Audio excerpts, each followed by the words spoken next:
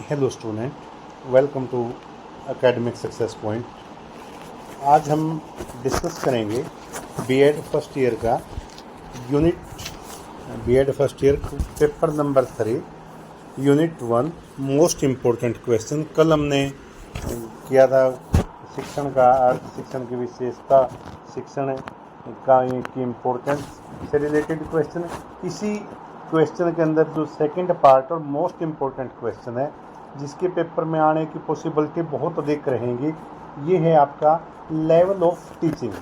शिक्षण के स्तर कितने प्रकार के हैं, उनकी शिक्षा के क्षेत्र में क्या इम्पोर्टेंस है या किस प्रकार से उनकी भूमिका है। तो इसमें जो आपको क्वेश्चन पुटअप किया जाएगा फाइनल एग्ज़ाम के अंदर, वो होगा कि शिक्षण का अर्थ क्या है, शिक्षण के स्तर, इनका एनालिसिस कीजिए। अब वो शिक्षण के स्तर कितने हैं, ये 3 प्रकार के हैं, जैसे पहले भी आपको बताया। अब तीनों सत्रों को एक साथ पूछ सकता है, इनमें से अकेला क्वेश्चन भी पूछ सकता है।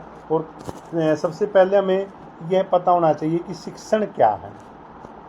शिक्षण एक शिक्षक द्वारा किए जाने वाला अभ्यास है, यानी कि हम कह सकते हैं कि शिक्षा के क्षेत्र में शिक्षण एक ऐसी विधि या एक ऐसी प्रक्रिया या एक ऐसा प्रोसेस है जो एक शिक्षक द्वारा अभ्यास के रूप में किया जाता है। और शिक्षण का किससे सीधा संबंध है, सीखने से।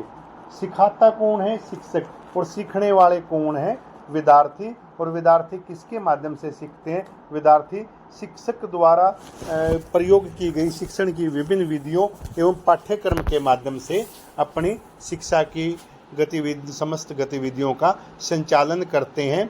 तो हम कह सकते हैं कि शिक्षण वह विधि है जो अध्यापकों को निरंतर अभ्यास करवाते हुए सीखने की नवीन कलाओं का विकास करते हुए छात्रों के ज्ञान में अत्यधिक वृद्धि करती है। अब हम डिस्कस करेंगे शिक्षण के जो 3 प्रकार हैं। अब शिक्षण के जो ये 3 प्रकार हैं, यदि इन्हें क्रम के हिसाब से रखा जाए तो फर्स्ट स्टेप के रूप में चिंतन सत्र, उसके बाद बोध सत्र और लास्ट में स्मृति सत्र, ये आएंगे।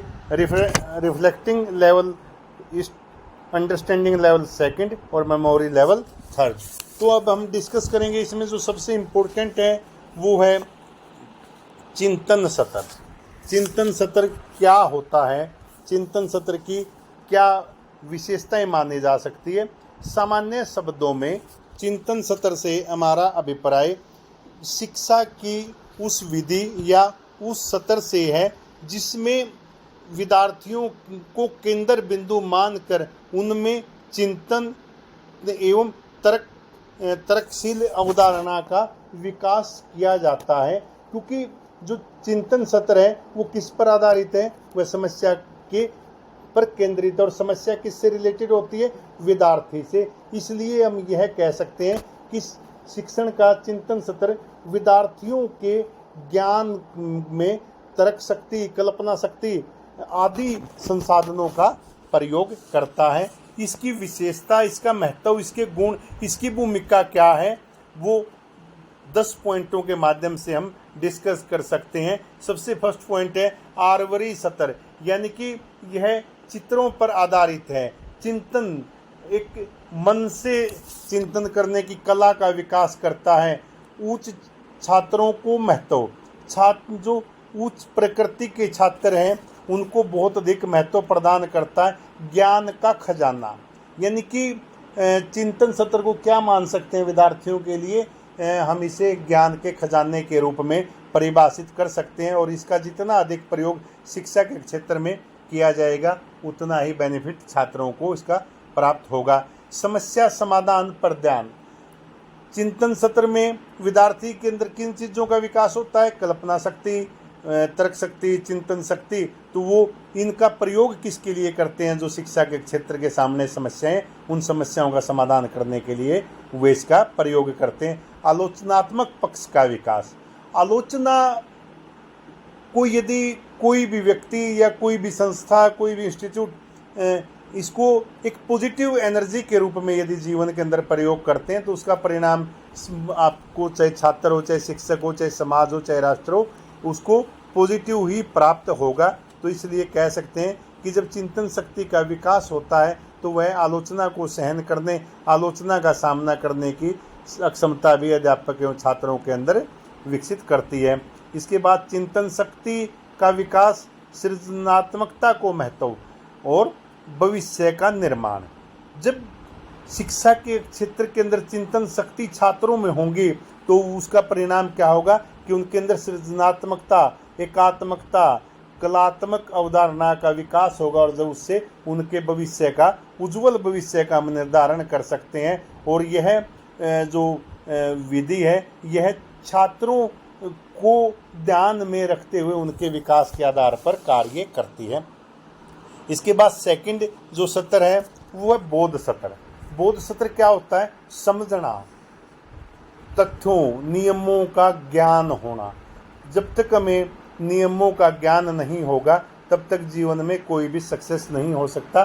शिक्षण के सत्र का जो मध्यम क्रम का सत्र है उसे हम बोध सत्र के नाम से जानते हैं। इसकी विशेषता, गुण, महत्व, लाभ, नेचर, आवश्यकता इसकी क्यों महसूस हुई, इन पॉइंटों के माध्यम से हम डिस्कस कर सकते हैं। फर्स्ट पॉइंट है मिडिल क्लास, यानी कि मध्य सत्र पर आधारित।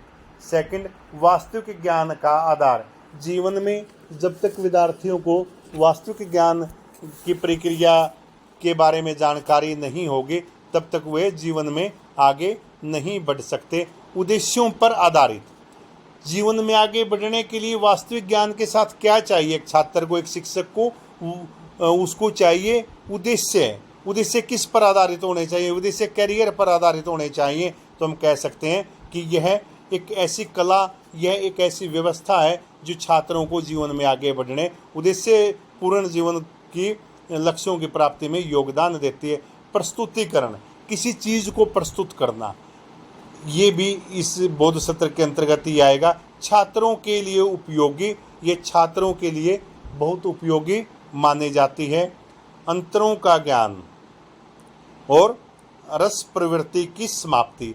अंतरों का डिफरेंस करते हुए यह शिक्षा के क्षेत्र से कई तरह की चीज़ों को समाप्त करते हुए छात्रों के अंदर आंतरिक गुणों का विकास करते हुए शिक्षक को महत्व प्रदान करके छात्रों को वृद्धि या विकास के मार्ग पर अग्रसर करने में महत्वपूर्ण भूमिका निभाता है। और लास्ट है जो सबसे निचला सत्र है जिसे हम स्मृति सत्र के नाम से, मेमोरी, याद करना, कंठस्थ, मौखिक रूप से याद करना। इस अवधारणा के प्रवर्तक कौन थे?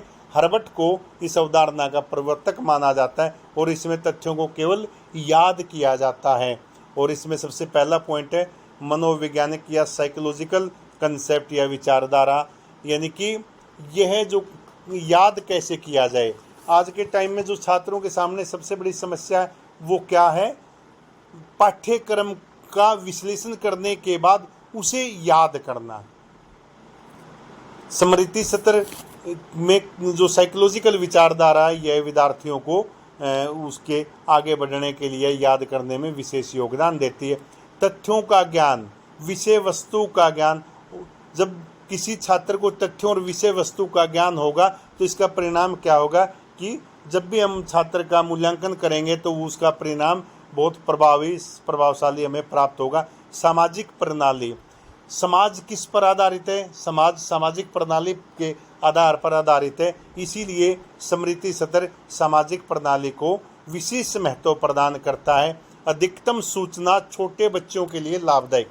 यह अवधारणा क्या करती है? कंटेस्ट का सबसे अधिक बेनिफिट क्या होता है कि यह अधिकतम सूचना मौखिक रूप से पहुंचा देती है और छोटे बच्चों के लिए बहुत अधिक लाभदायक है। और तथ्यों को ग्रहण करना एवं परीक्षणों का प्रयोग, नए नए तथ्यों को अर्जित करके परीक्षण का यह प्रयोग करती है। तो इस प्रकार से यह हमारा इम्पोर्टेंट क्वेश्चन है कि शिक्षण का अर्थ और इसके सत्र, ये अकेला भी पूछा जा सकता है और तीनों सत्र का इनके अंतर भी पूछा जा सकता है। Most important question of unit 1 level of teaching.